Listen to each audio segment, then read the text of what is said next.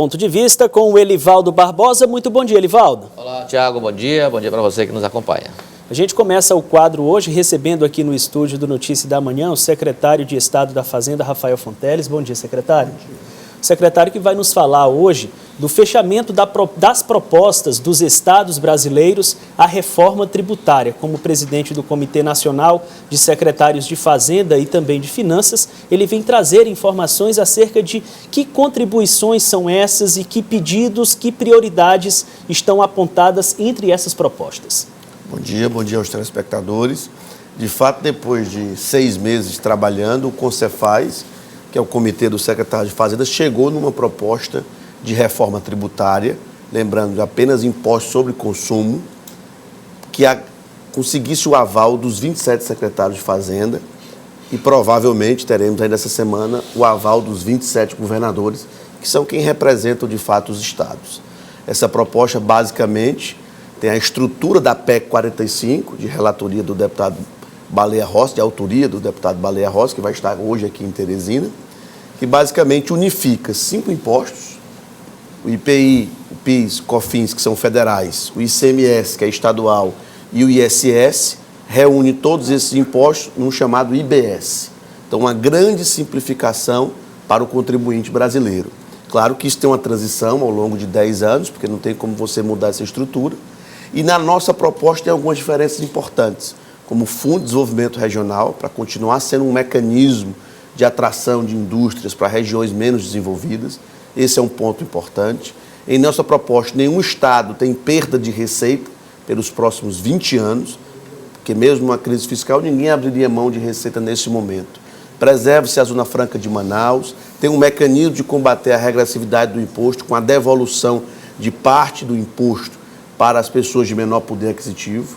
Então, uma série de pontos importantes, preservando a estrutura da PEC 45, que está tramitando na Câmara dos Deputados já há alguns meses. Você acha que atende de forma integrada também interesses que envolvem a relação União, Estados e municípios? Esse é o próximo passo. A gente já procurou a União, o secretário Marco Sintra, que é o chefe da Receita Federal, nessa última terça-feira. Já marcamos na próxima quinta, uma reunião técnica, onde os estados irão apresentar sua proposta e a União vai apresentar, para já ver os pontos de concordância e os pontos de divergência. E ver se em cima dos pontos de divergência a gente já pode, internamente, digamos assim, chegar no denominador comum. Caso não se chegue, obviamente quem vai arbitrar isso é o Parlamento, é o Congresso Nacional, que tem a responsabilidade, o protagonismo de fazer essa reforma tão importante. Ela é mais complexa do que a reforma da Previdência, mas ela tem efeitos muito melhores, para o Brasil como um todo, para destravar o crescimento econômico do nosso país. O cidadão se pergunta, secretário, se com essa reforma o contribuinte vai notar, sentir algum tipo de alívio em cima da carga que ele paga? Olha, no primeiro momento, o princípio é não haver aumento de carga tributária. Diminuição é muito complicado porque os estados e a União e os municípios vivem uma crise fiscal. Mas no momento que você simplifica, o contribuinte vai saber o que está pagando em cada nota fiscal de forma clara. É uma das novidades também da proposta, que é o imposto calculado por fora, para ficar claro como quem viaja para o exterior vê nas notas fiscais exatamente o valor do imposto que está pagando. Isso é um benefício. Ao longo do tempo, vai ser possível reduzir a carga tributária. Mas se você não simplifica, se você não torna o sistema menos complexo, isso vai se tornar impossível. Claro que com o passar dos anos, com outras reformas que vão diminuir um pouco o tamanho do Estado, aí sim é possível diminuir a carga tributária. Mas que fique claro que na nossa proposta não há aumento de carga tributária